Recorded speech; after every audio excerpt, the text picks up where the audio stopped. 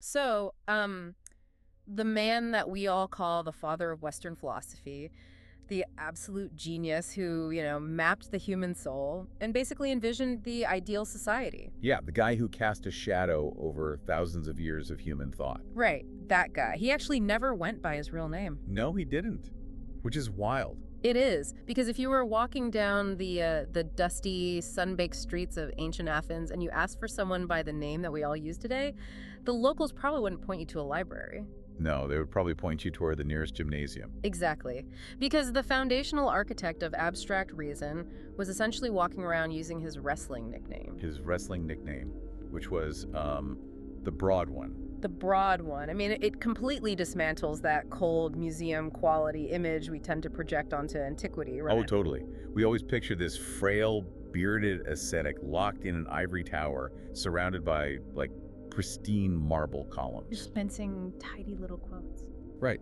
But the historical reality is this landscape of vibrant, messy, highly physical, and deeply passionate human experience. It's just so different from what you get in a textbook. Exactly. The ideas we're going to explore today weren't formulated in some sterile vacuum. They were forged in the literal fires of war and severe political betrayal. And profound personal grief, too, which is exactly why we are diving so deeply into this material today. It's a journey that really requires you to slow down. It really does. So welcome to this deep dive. I want to invite you, wherever you are listening from right now, to just let your shoulders drop for a moment. Take a breath. Yeah, take a real breath. Our mission right now is to quiet the relentless buzzing noise of modern life. We are stepping completely out of the frantic and algorithmic pace of the day-to-day. Just leaving it all at the door. Exactly.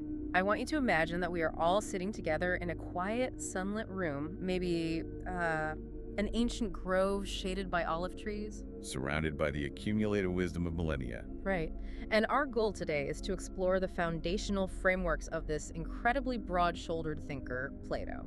And we have a really fascinating stack of sources guiding us today, too. We do. We're looking at deep philosophical analyses by scholars like Christian Erstad, as well as historical biographies. And even some really lively modern digital forensics. Oh, the Reddit threads. Uncovering exactly why the internet constantly puts his name on things he literally never said. The contrast in those sources is just striking. I mean, we're looking at dense, rigorous academic deconstructions of ancient Greek texts sitting right alongside modern social media arguments. It's hilarious, but it also proves just how deeply his archetypal wisdom is woven into our collective consciousness. Even when we get the details entirely wrong. Exactly. And before we begin unraveling those details, I just want to say, if you find yourself enjoying this kind of tranquil, thought-provoking content, content that truly respects your time and your curiosity, you should definitely check out the channel Decoding the Dark. Highly recommend them. Yeah, head over there, like the video, and subscribe for more fascinating explorations into the hidden layers of our world. It's really the perfect companion to the kind of slowing down we are doing here. Slowing down is precisely what is required to understand his origins, I think. So let's start there. Where does the story actually begin? Well, the man we know as Plato was born somewhere between 428 and 423 BC. Okay, so late 5th century BC. Right. And he was born into a highly influential aristocratic Athenian family.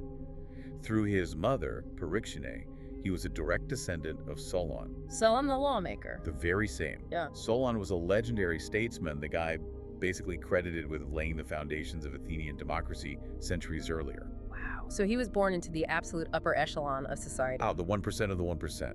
And his birth name was actually Aristocles. Aristocles. Which means what exactly? It translates quite grandly to best reputation. Wow. Best reputation carries a massive weight of expectation. I mean, it sounds like the name of someone destined for a really high-ranking political office. So how do we get from Aristocles, the aristocratic heir, to Plato, the wrestler?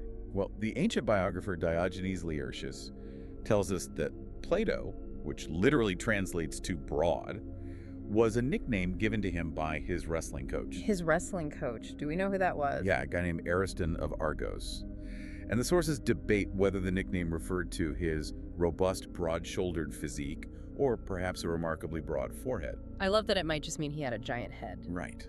But regardless of the specific anatomical feature, it highlights something really crucial about him: his intense physical presence. Because in that society, being intellectual didn't mean being frail. Not at all. Like all male citizens of his class, his traditional education placed an enormous equal emphasis on both gymnastics for the body and music for the soul. And music in that context meant poetry, the arts, intellectual pursuits, right? Exactly. It's so interesting because our modern society often treats the mind and the body as a strict dichotomy. You have the athletes over here and you have the intellectuals over there. Yeah, the jocks and the nerds. Exactly. But the Greek framework didn't separate them at all. They viewed physical exertion as a necessary prerequisite for mental clarity. They actually viewed it as a divine mechanism. Our sources emphasize his deeply held belief that the gods provided two means for a human being to attain true perfection. Education and physical activity. Right. The goal wasn't just to be smart or to be strong. The goal was integration. A brilliant mind in a weak body was considered fundamentally out of balance. Almost offensive to their sensibilities. Yes. Just as a powerful body lacking intellectual refinement was viewed as brutish, they had to work in absolute harmony to temper the human spirit. That holistic approach makes his early career ambitions even more interesting, I think, because he didn't start out wanting to write complex philosophical dialogues. No, not at all.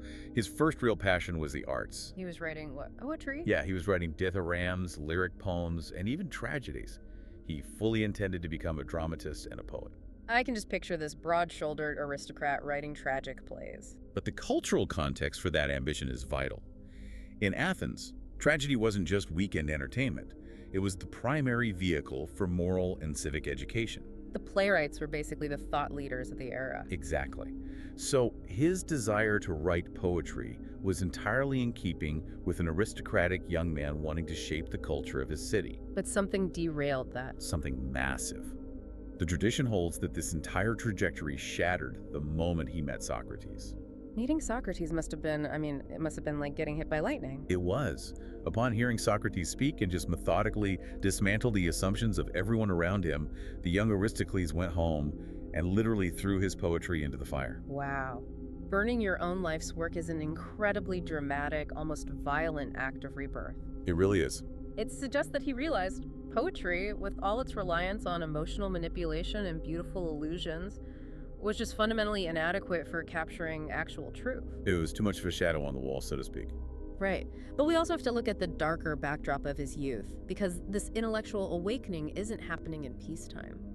His world is literally tearing itself apart. The environment he grew up in was defined by pure existential dread.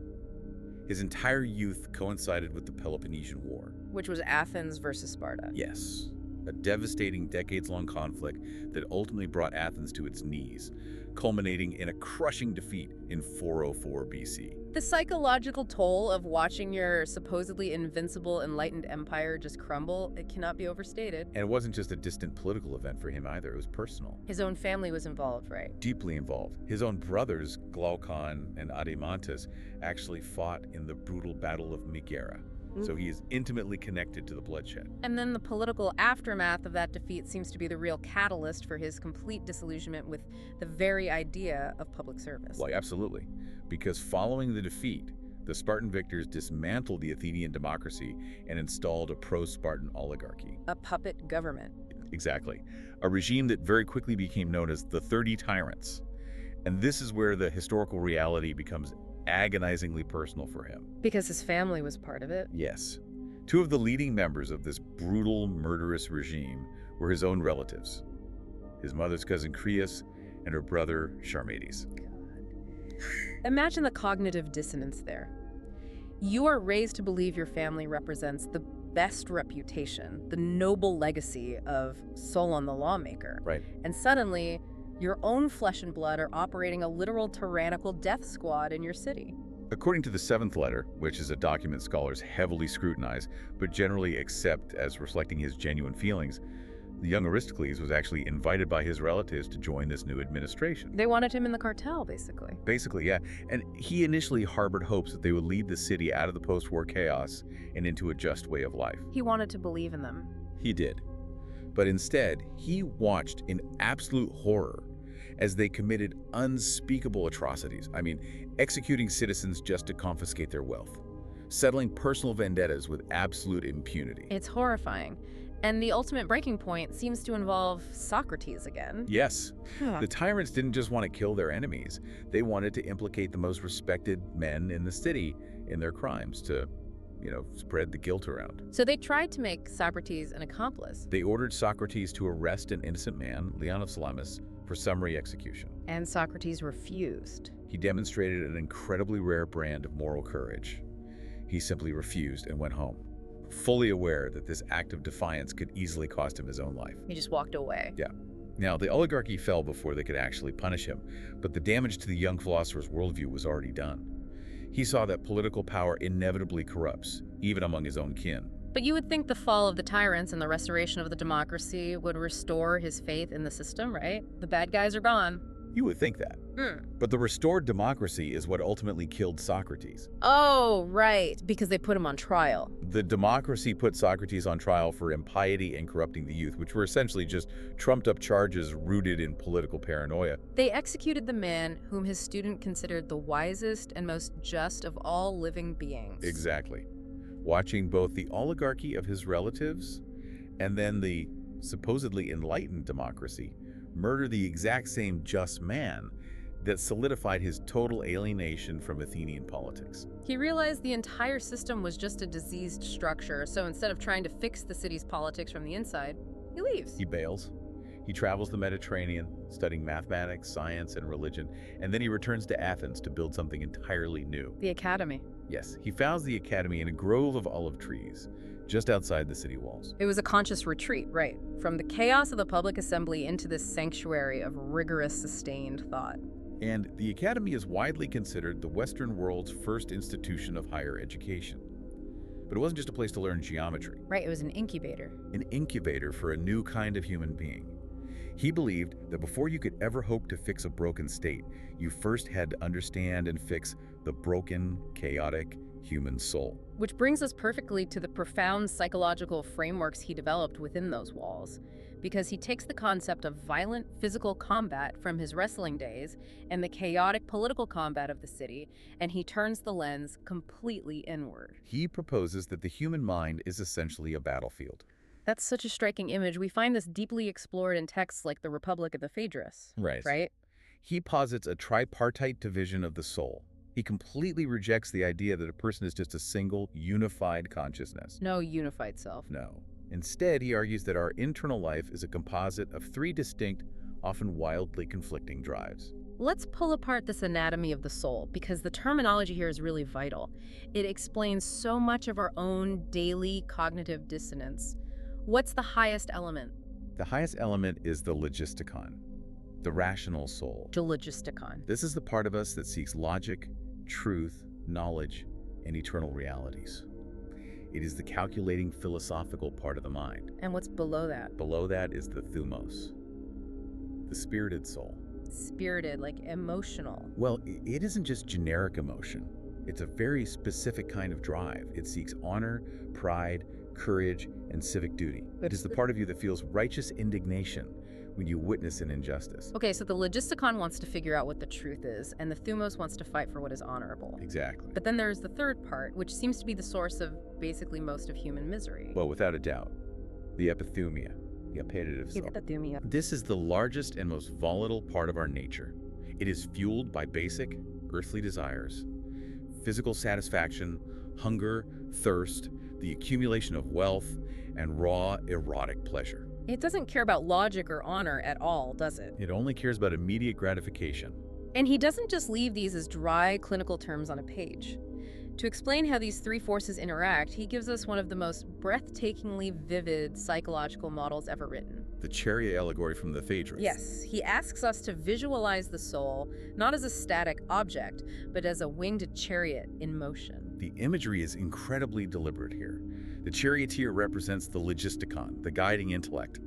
He is holding the reins, bearing the immense burden of directing the soul's trajectory. And he's driving a team of 2 horses. 2 winged steeds, representing the other 2 parts of the soul. The first horse, representing the sumos, the spirited element, that's described as a noble white steed, right? Yes. And our sources detail the nature of this white horse beautifully. It is a lover of honor, modesty, and temperance. It is driven by what the Greeks called eidos. Eidos, how do we translate that? Eidos is often translated as shame, but it's much deeper than our modern conception of just embarrassment. It is a healthy, reverential awe. Like a profound respect. Exactly. It is the internal mechanism that makes you stop and realize your place in the cosmos. A profound respect for what is good and beautiful. And because of this eidos, the white horse doesn't even need the whip, does it? No, it is guided merely by the charioteer's voice and the word of command. So the white horse wants to cooperate. It wants to do the right thing. But the second horse is a completely different animal. The black horse. The black horse, that's the epithumia, the appetite. And it is described as ignoble, crooked, lumbering, and bold. While the white horse is driven by eidos, the black horse is driven by hubris. Arrogance and violence. Arrogance, violence, and a chaotic, insatiable lust. It is deaf to reason and barely even yields to the whip and the spur. And the interaction between these two horses and the charioteer creates an agonizing internal reality. I mean, the allegory reaches its climax when this chariot encounters something beautiful in the physical world. Let's say, a beautiful, beloved person. Right. And this isn't a calm aesthetic appreciation. The soul's reaction is described as a violent physical collision. When the charioteer sees this beautiful person, a sensation of warmth and desire floods the entire soul. But the three parts react with entirely different agendas. Completely different. The black horse, smelling the possibility of immediate physical gratification, abandons all restraint. It just goes rogue. It bends its head down, takes the bit in its teeth, and charges shamelessly forward, violently dragging the rest of the chariot toward the object of its lust. It's the ultimate manifestation of impulse. There is no thought of consequence, no concern for honor. It just wants to consume. So how does the rest of the soul respond to this sudden, violent lurch? The white horse, compelled by its eidos, its noble shame, digs its hooves in. It actively resists leaping forward because it views this unrestrained lust as deeply dishonorable. It's pulling back. Meanwhile, the charioteer, looking at the beauty of the beloved, experiences a profound cognitive shift. The physical beauty triggers a dormant memory. A memory of what? A memory of true divine beauty, the eternal form of beauty that the soul witnessed before it fell to earth and became trapped in a body. Oh, wow. So while the black horse just sees a body to consume, the charioteer actually sees a reflection of the divine. Exactly. And that memory fills the charioteer with such profound awe and reverence that he instinctively falls backward in fear, violently yanking back on the reins. The physical description of this struggle in the text is incredibly visceral. You have the black horse lunging forward, the white horse resisting, and the charioteer pulling back so forcefully that the reins are literally covered in blood and sweat. It's an agonizing tug of war inside the chest. The charioteer has to force both horses back onto their haunches. And the white horse submits willingly, right. Drenched in the sweat of its own shame, but the black horse is furious. It fights the bit, it hurls abuse at the charioteer and the white horse, accusing them of cowardice for retreating from the prize. And this isn't just a one-time event either.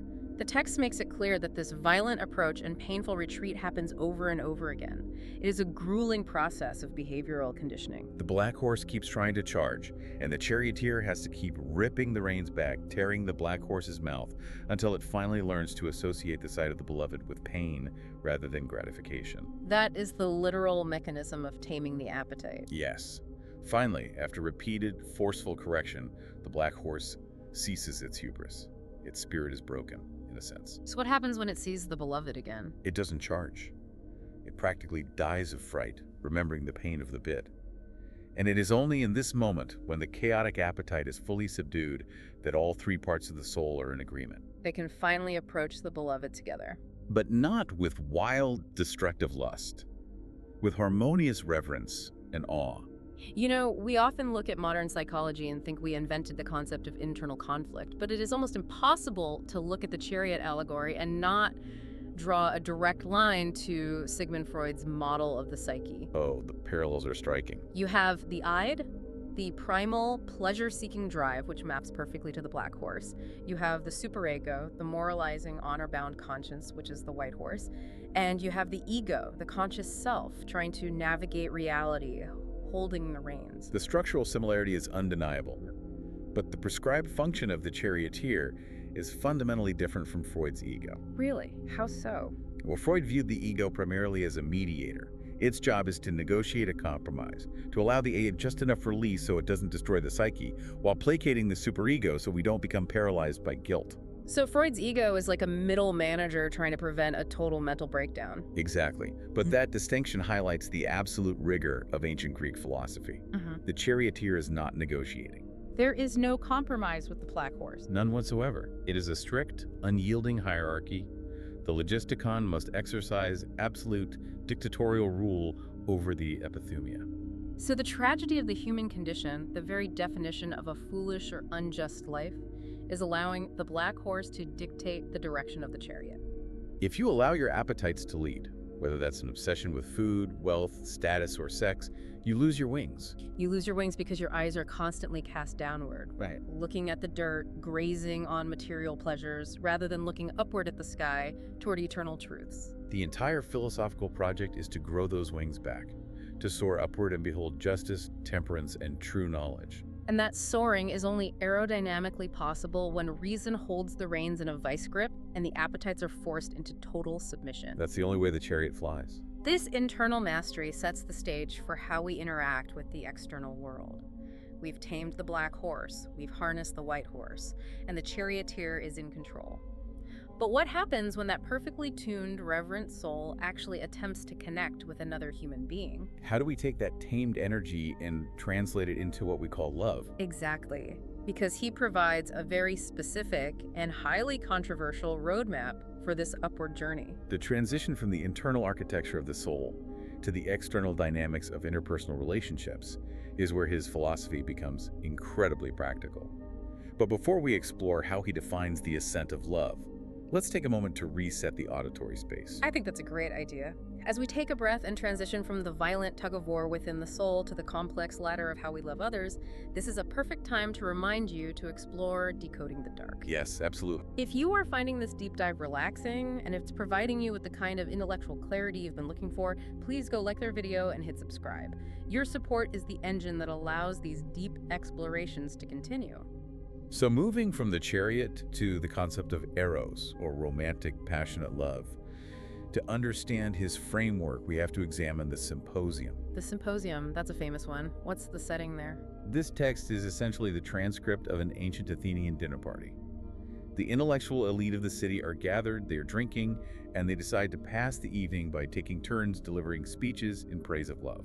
The setup alone is fascinating. You have playwrights, politicians, and physicians all giving their theories on love. But the ultimate authority in the room, as always, is Socrates. Yet Socrates does something really unexpected here. He doesn't claim to have invented his theory of love. Who does he credit? He claims he is merely reciting a lesson he learned from a wise, mysterious priestess named Diotima of Mantinea. Introducing Diotima is a brilliant rhetorical device, honestly.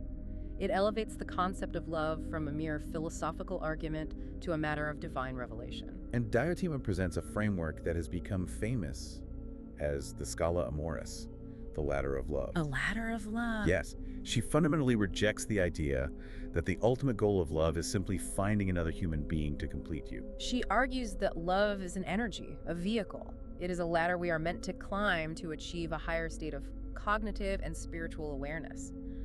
Let's trace this ascent, because understanding the psychological bridges between these steps completely alters how we view relationships. Where does the lover begin? The first rung on the ladder is exactly where the black horse initially dragged the chariot, the physical realm. Makes sense. The journey begins when an individual feels a powerful erotic desire for one particular physically beautiful body. It starts with basic physical attraction. You see someone, your pulse quickens, and you are drawn to their specific aesthetic form. It is entirely natural and necessary to start there.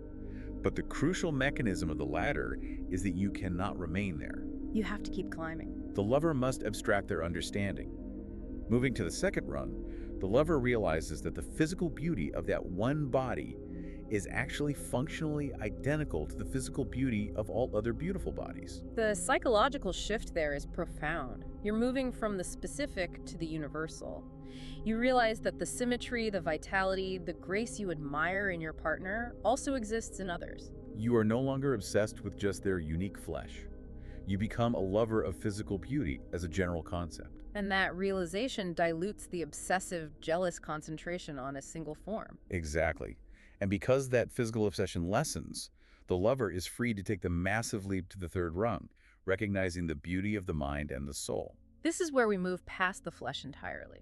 The lover realizes that the internal architecture of a person's character, their kindness, their intellect, their courage, is vastly superior and infinitely more durable than the beauty of their physical body. So at this stage, Diotima says, the lover will fall deeply in love with a beautiful soul, even if that person's physical flower of youth is fading or considered imperfect. You fall in love with the charioteer, not the physical chariot. I love that phrasing. But the latter doesn't stop at the individual soul. The bridge from the third rung to the fourth is fascinating.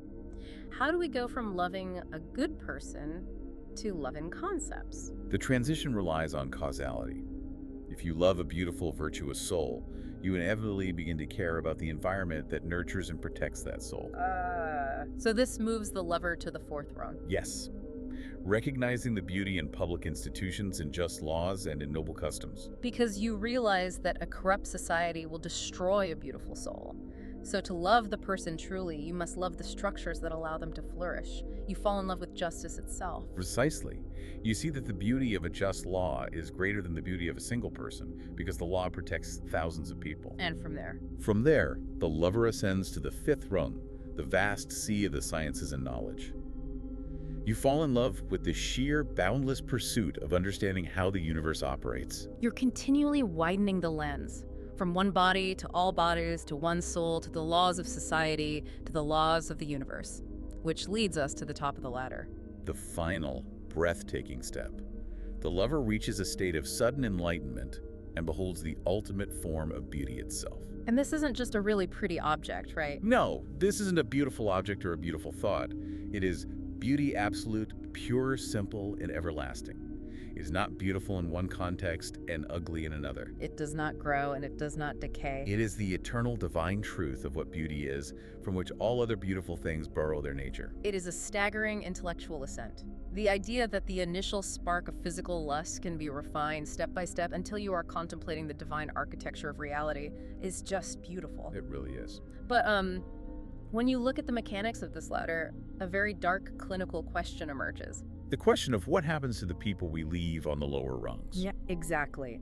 Our sources dive deeply into a major controversy surrounding this text, championed by scholars like Gregory Vlastos. Yes, Vlastos' critique is famous. Because if the entire point of love is to use this person's physical body and then their soul just as stepping stones to reach abstract concepts of law and mathematics, doesn't that make the entire system incredibly cold? It certainly seems that way. Do we just kick the ladder away once we reach the top?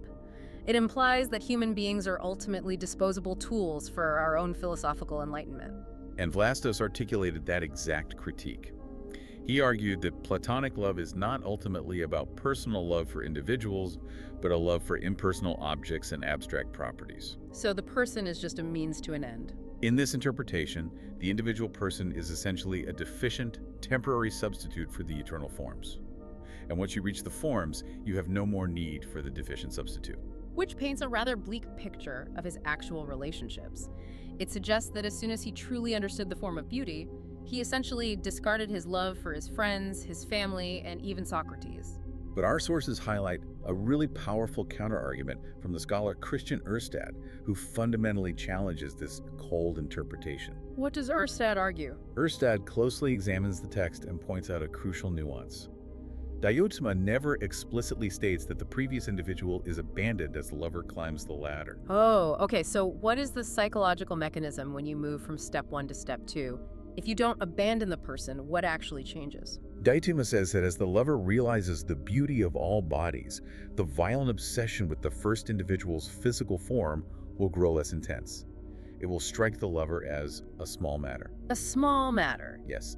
And Erstad argues that less intense does not mean non-existent. You don't stop loving them, you stop being blindingly, exclusively fixated on their flesh.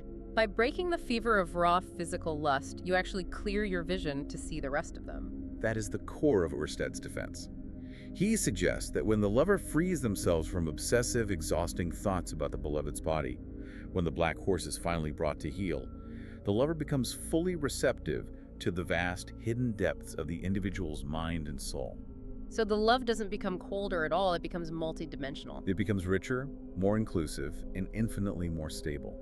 What the relationship loses in sporadic, volatile bouts of physical infatuation, it gains in the profound security of a true meeting of minds. You don't kick the ladder away. The step you are standing on alongside your beloved simply becomes wider and more secure. You bring them with you on the ascent. And Erstad makes a brilliant point using history as proof. If this philosophy required abandoning individuals for abstract geometry, why did the author spend his entire adult life painstakingly writing dialogues that immortalize Socrates? It is the ultimate refutation of the cold philosophy critique. He didn't write sterile textbooks about the form of goodness. He wrote intricate, deeply human dramas with Socrates as the hero. Through these texts, he effectively resurrects his beloved teacher, keeping him at the absolute center of the pursuit of truth for eternity. Erstad phrases it perfectly, saying they are canonized for all of posterity, face to face. The individual is never discarded. They are elevated together into immortality through shared wisdom. This concept of shared elevation is the perfect bridge to understanding his broader worldview, because he didn't just want to elevate individual souls or romantic partners. He wanted to elevate entire societies. He firmly believed that the state is the soul writ large. So the exact same dynamics that govern the internal chariot reason, honor, and appetite govern the health of a city. Exactly. If you want a just city, you need just souls. But understanding what justice actually is requires stripping away all our societal illusions. Which brings us to his absolute masterpiece, The Republic, and one of the most devastating ethical stress tests ever conceived, the Ring of Gauges. The thought experiment of Gauges is introduced in The Republic by the character of Glaucon, who is playing devil's advocate against Socrates. What's the story Glaucon tells? Glaucon tells the story of a lowly shepherd named Gyges who discovers a golden ring hidden in a chasm. He quickly realizes that when he turns the setting of the ring inward toward his palm, he becomes completely invisible to those around him. He gains the ultimate superpower, total freedom from consequence. He can act without fear of being seen, judged, imprisoned, or executed. And Glaucon details exactly what Gyges does with this absolute immunity. I'm guessing he doesn't start a charity. No, he doesn't use it to help the poor or seek wisdom. He immediately goes to the palace, uses his invisibility to seduce the queen, murders the king, and violently seizes control of the entire kingdom. Glaucon's argument here is so cynical, but deeply compelling. He argues that justice is entirely a social construct. An artificial compromise. Yeah, we agree to it because we are afraid of being the victims of injustice, and we are afraid of the consequences of getting caught committing it. Glaucon asserts that if you took two rings of invisibility, giving one to a supposedly just man and one to an unjust man, their actions would quickly become indistinguishable. Both would just succumb to their deepest appetites, stealing, murdering, and taking whatever they pleased, because human nature is fundamentally, inescapably selfish. And you do not have to look to ancient shepherds to see this dynamic in action. Not at all. The Ring of Gauges is the perfect analog for modern internet anonymity. It really is. Think about it. When individuals sit behind a screen, shielded by an untraceable avatar and a fake username, when they know there are zero real-world consequences, zero risk of being punched in the face or fired from their jobs, how do they behave? We see the results every single day. The toxicity, the doxing, the sheer unrestrained cruelty, it is exactly what Glaucon predicted. When the fear of consequence is removed, the black horse completely takes over the chariot. It is a terrifyingly accurate assessment of human behavior. So the challenge Glaucon lays at the feet of Socrates is monumental. Prove to me that justice is good in and of itself. Prove that a man should choose to be just even if he possessed the Ring of Gauges and could get away with every crime imaginable. So how does Socrates defend the concept of morality against the overwhelming evidence of human selfishness? Socrates turns the argument inward, back to the tripartite soul. He argues that the person who uses the ring to murder and steal is fundamentally destroying their own internal architecture. Every time you commit an unjust act to satisfy a desire, you are gorging and strengthening the black horse, and you are starving and weakening the charioteer. You are handing control of your psyche over to a chaotic, insatiable beast. Precisely. You are creating a state of violent internal disease and civil war. For Socrates, a just soul is a healthy soul, functioning in perfect, harmonious order governed by reason. So an unjust man, even if he uses his invisibility to become the ruler of a vast empire, is secretly the most miserable creature on Earth. He is internally a slave, constantly tormented by an endless parade of tyrannical, unquenchable desires that he can never fully satisfy. Doing the wrong thing is its own absolute punishment because it rots your psychological core from the inside out. You might have all the gold in the kingdom, but your soul is tearing itself apart. Justice is its own reward because it is the only state of being that produces genuine, lasting inner peace. But recognizing this truth requires a massive cognitive shift.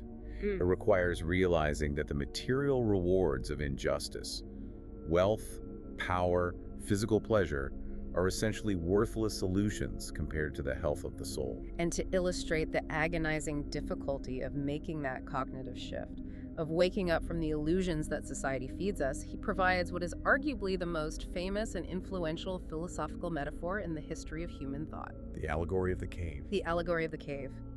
The sensory details of this allegory are so crucial to understanding its psychological weight. Set the scene for us. Socrates asks us to imagine a subterranean cave deep in the earth.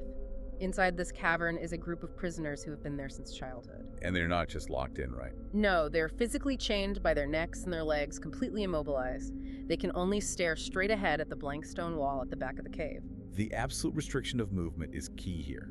They cannot turn their heads, they cannot see each other, they cannot even see their own bodies. This wall of stone is the entirety of their known universe.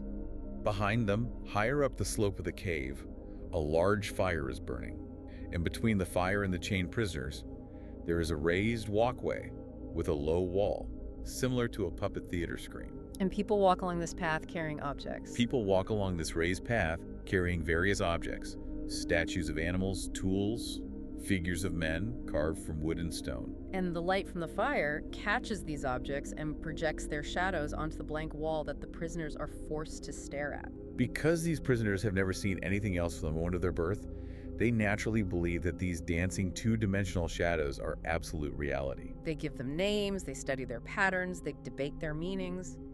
The person who is quickest to identify the passing shadows is considered the wisest and most successful among them. They are completely helplessly captivated by an illusion. This is such a devastating critique of normal human existence. The cave is society. The chains are our own appetites, anchoring us to material concerns. And the shadows are the superficial markers of success. Wealth, social media likes, political titles, celebrity gossip. We spend our entire lives debating the shadows, thinking we are actually engaging with reality. But then the dynamic shifts violently. Socrates asks us to imagine what would happen if one of these prisoners is suddenly freed. And the text notes that this is not a gentle awakening, does it? No, he is compelled suddenly to stand up, turn his neck around, walk, and look up toward the light. The physical sensation of doing that after a lifetime of immobility would be excruciating. It is entirely traumatic. The firelight burns his eyes. He is completely disoriented. If you point to the actual statues casting the shadows and tell him they are more real than the shadows he has studied his whole life, his brain will just reject the information. The cognitive dissonance is too agonizing. He will want to turn away and flee back to the comforting familiarity of the shadows. The natural human reaction to profound paradigm-shifting truth is almost always denial and retreat. It hurts too much to admit your entire reality was a puppet show. Because of this resistance, Socrates says the prisoner must be forcibly dragged up the steep and rugged ascent out of the cave entirely. He is pulled kicking and screaming into the world above, into the direct light of the sun. This is basically the journey up the ladder of love, but applied to the entire intellect. Yes, exactly. When he finally reaches the surface, the brilliance of the sun is so overwhelming that he is temporarily blinded. He cannot look directly at anything. He has to adjust slowly. Right. He must first look at the shadows on the ground, then the reflections of objects in the water, then the objects themselves. Then he can look at the moon and the stars at night, before finally his eyes fully adjust, and he can gaze directly upon the sun itself. And he realizes that the sun is the source of all seasons, all light, all life, and all truth. In the framework of the philosophy, he has apprehended the ultimate form of the good. He is fully enlightened. It is the ultimate triumph of the logisticon. But the allegory does not end on a triumphant note. It ends in tragedy. The enlightened man, remembering his former companions chained in the dark, feels an overwhelming sense of pity. He descends back into the depths of the cave to tell them the truth and to set them free. But the mechanics of vision work both ways. Moving from light to darkness is just as blinding as moving from darkness to light. When he sits back down beside them, His eyes are no longer accustomed to the dark. He cannot see the shadows clearly. He stumbles over his words. He can no longer compete in their trivial games of guessing which shadow will appear next. To the prisoners, who have never left their seats, it appears that his journey upward has completely ruined him.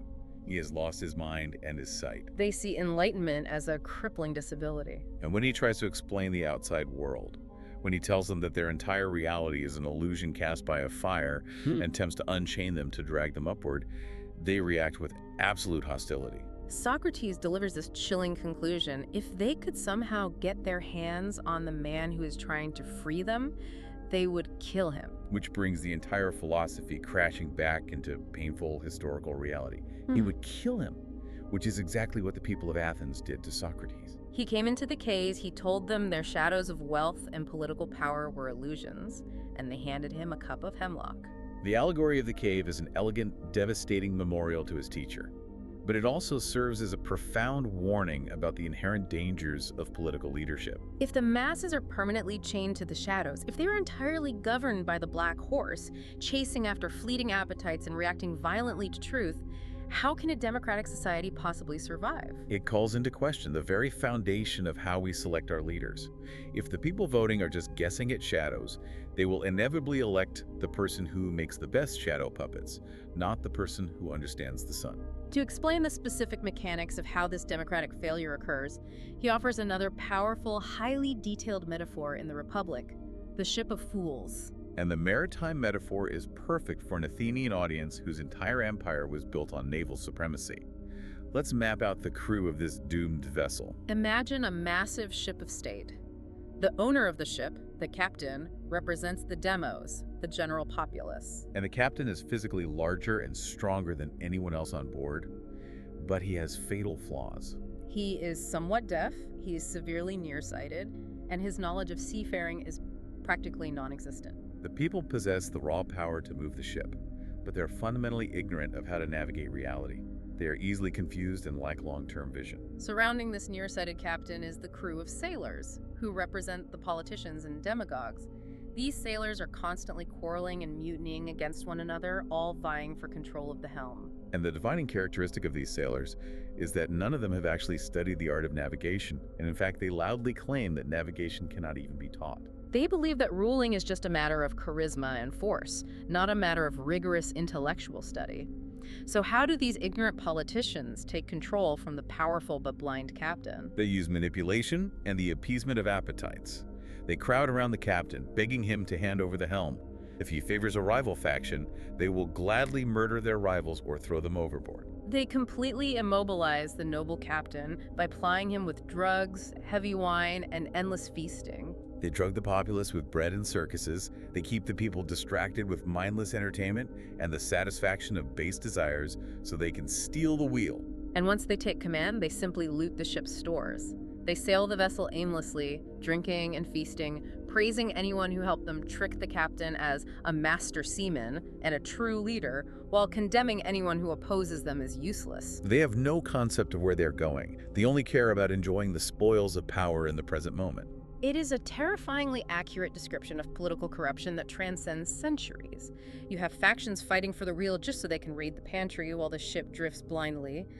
But is there anyone on board who actually knows what they are doing? There is. The true pilot, the philosopher.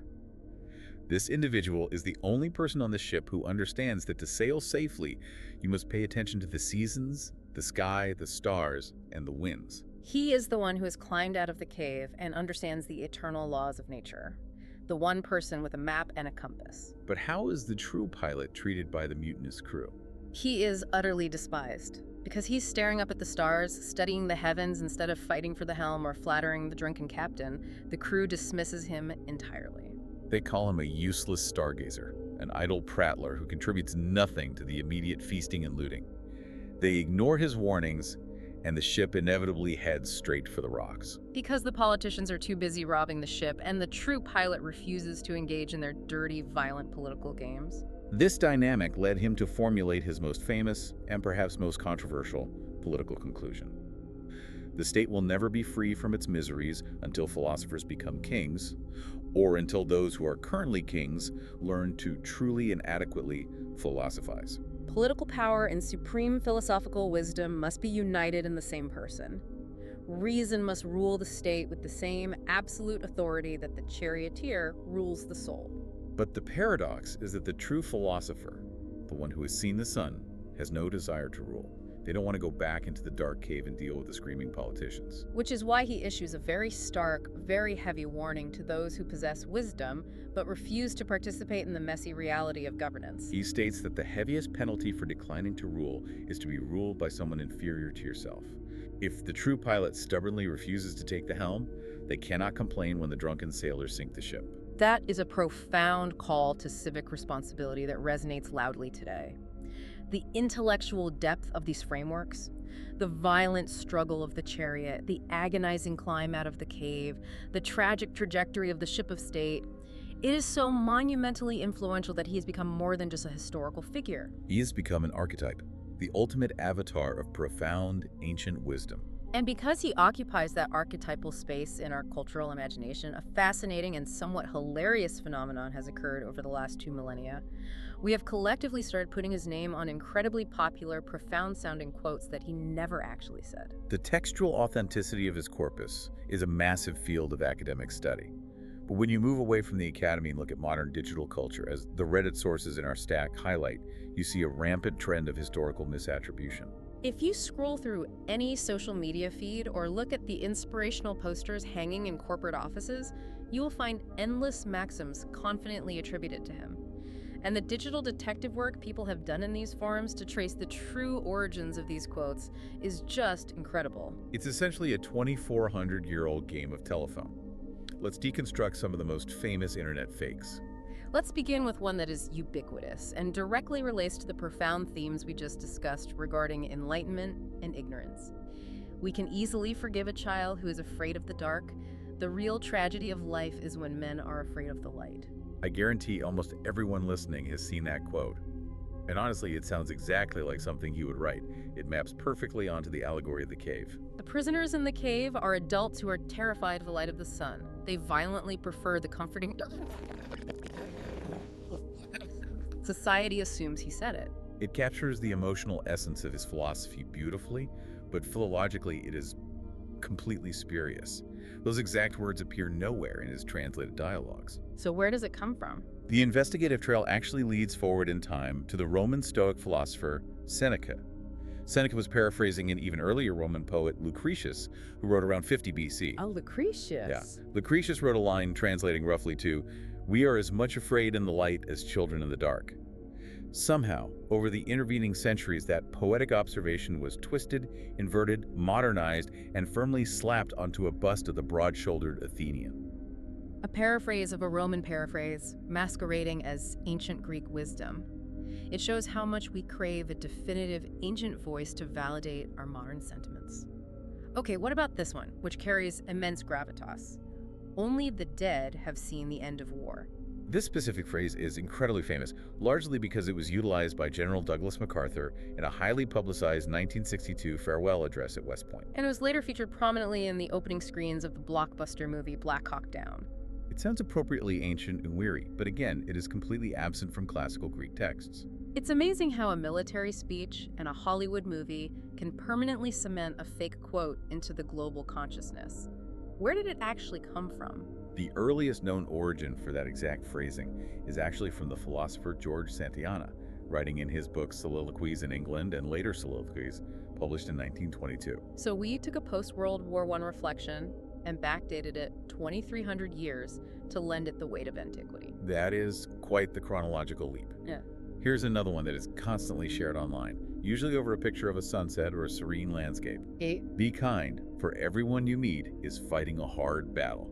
It is a genuinely beautiful, empathetic sentiment, but it is not ancient philosophy. Occasionally, it is also misattributed to Philo of Alexandria. In reality, the oldest known verifiable instance of this quotation comes from an 1897 Christmas edition of the British Weekly.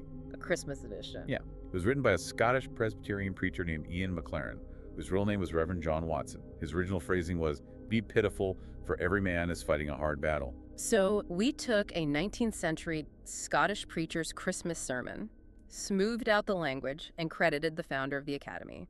It's fascinating how the internet launders quotes to make them feel more authoritative. What about quotes dealing with leadership?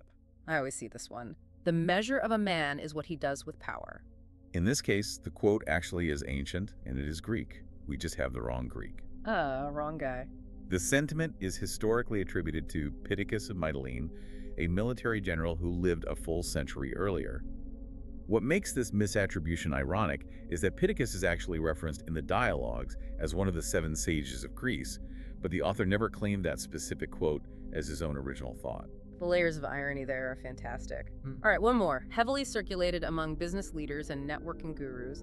You can learn more about a person in an hour of play than in a year of conversation. This one is incredibly popular in corporate culture, but it's almost certainly a modernization of a 1670 advice letter.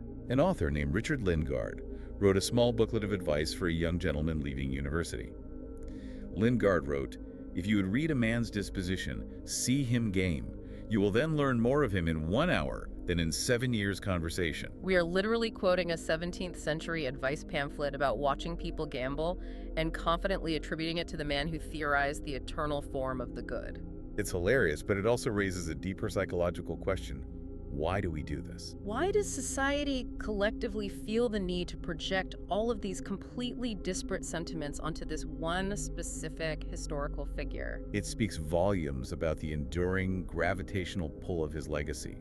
He isn't just a historical footnote. He serves as the foundational architecture for how the Western world conceives of depth. Because his authentic philosophies, the grueling ascent out of the cave, the violent struggle to tame the chariot's black horse, the expansive widening climb of the ladder of love deal so heavily with the fundamental binaries of human existence. Light and dark, reason and chaos, virtue and corruption. Any modern sentiment touching on those themes feels spiritually aligned with his work. When we want a quote to carry the undeniable weight of timeless truth, we instinctively seek his endorsement.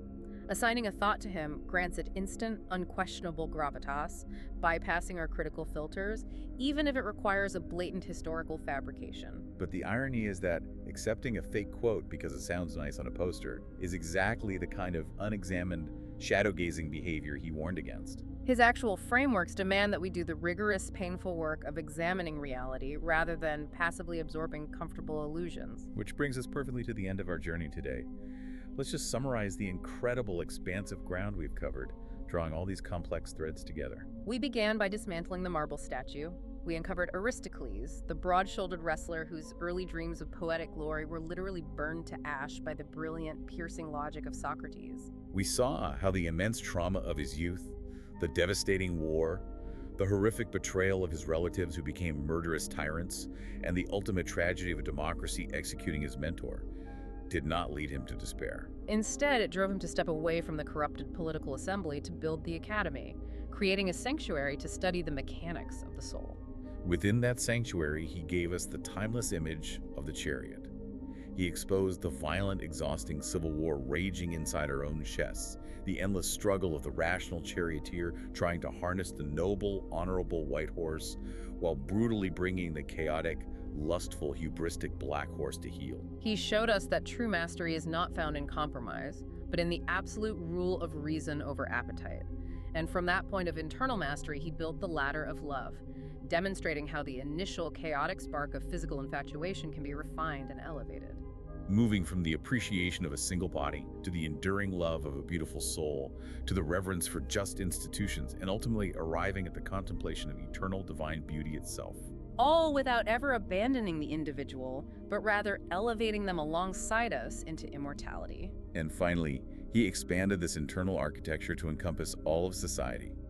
He challenged us through the chilling anonymity of the Ring of Gyges and the agonizing ascent of the allegory of the cave to break our own chains. To stop obsessing over the fleeting shadows of material wealth and internet outrage, and to do the painful work of stepping into the blinding light of truth. So that we might become the true pilots, taking responsibility for the ship of state, ensuring it is guided by the stars of reason rather than the drunken mutiny of the appetites. It is a philosophy that demands nothing less than absolute, rigorous, active participation in the health of your own soul and the survival of your community.